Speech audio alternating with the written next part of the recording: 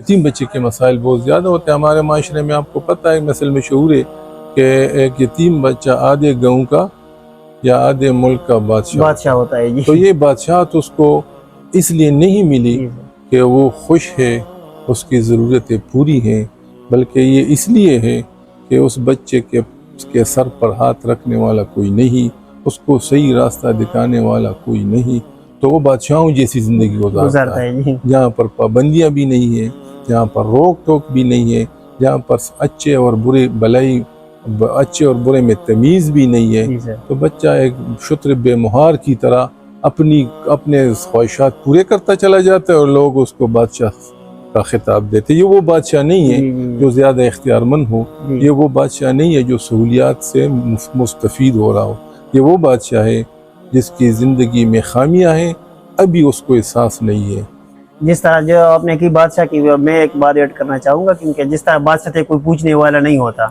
کوئی اس کا وہ نہیں ہوتا، جو وہ کرنا چاہتا ہے کر سکتا ہے. وہ بادشاہ کو اگر پازیٹیو سینس میں آپ لیں تو بادشاہ بہت کچھ کر سکتا ہے، کیونکہ اس کے پاس اختیار ہوتا ہے. اور اگر اس کے پاس مثال کے طور پر اگر وہ نیگیٹو سینس میں چلا جائے تو وہ خطرناک ثابت ہو سکتا ہے، کیونکہ اس کے پاس اختیار ہوتا ہے. اختیار تو بچے کے پاس ہوتا ہے، لیکن اس کے پاس عقل، اس کے پاس فہم، اس کے پاس انڈرسٹینڈنگ، اس کے پاس وہ صلاحیت نہیں ہوتی کہ وہ جان سکے کہ یہ کام میرے مستقبل میں میرے لیے مفید ہے یا میرے لیے روک ٹوک نہیں ہے.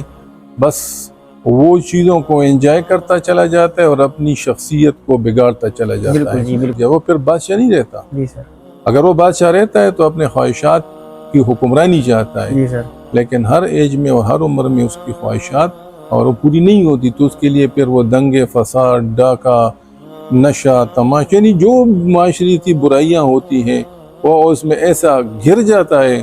کہ معاشرہ ہزار کوشش بھی کرے اس کو راہ راست پہ نہیں لایا جا سکتا. تو یہ اسکولنگ کا جو ایج ہے یہ اس کے لیے بہترین آپشن ہے کہ معاشرہ اس پہ، میں نے بتایا، ایک سنجیدگی سے غور کرے کہ اگر ہمارے علاقے میں، ہمارے محلے میں، ہمارے گھر میں میرے بھائی کا، میرے بہن کا ایک بچہ جو یتیم ہے، اس کو ہم وہ توجہ دیں جو اپنے بچوں کو دیتے ہیں. اگرچہ وہ انصاف تو ہم نہیں کر سکتے، لیکن ایک معاشرتی ذمہ داری سر پر لیتے ہوئے 1% کے تناسب سے تو ہم اس بچے کو پروان چڑھا سکتے ہیں اور معاشرے کو ایک اچھا انسان دے سکتے ہیں، خونخوار بیڑیے کی شکل میں جو اس کو ملنے والا ہے. تو ہم ایک ایسا بچہ، ایک ایسا شہری اس معاشرے کو، اس قوم کو، اس مسلم امہ کو دے سکتے ہیں کہ وہ کچھ کر گزرے. اور یہ میں آپ کو یہ بتاتا ہوں، میرا تجربہ ہے، میرا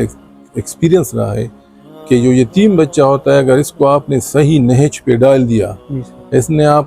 آپ نے اس کو صحیح ٹریک پہ ڈال دیا، تو یہ بہت سے والدین سمیت والے بچوں کو پیچھے چھوڑ دیتے ہیں. بالکل جی، بالکل. میرا ایکسپیرینس رہا، اس کی پوٹینشل، اس کی وہ احساس محرومی، کیونکہ اللہ تعالیٰ جب آپ سے ایک نعمت لیتا ہے تو یہ اس کا وعدہ ہے کہ دوسری نعمت کو بڑھا دیتا ہے، کئی گنا بڑھا دیتا ہے. ان بچوں کو جب میں دیکھتا ہوں، جب میں اس کو پڑھاتا ہوں،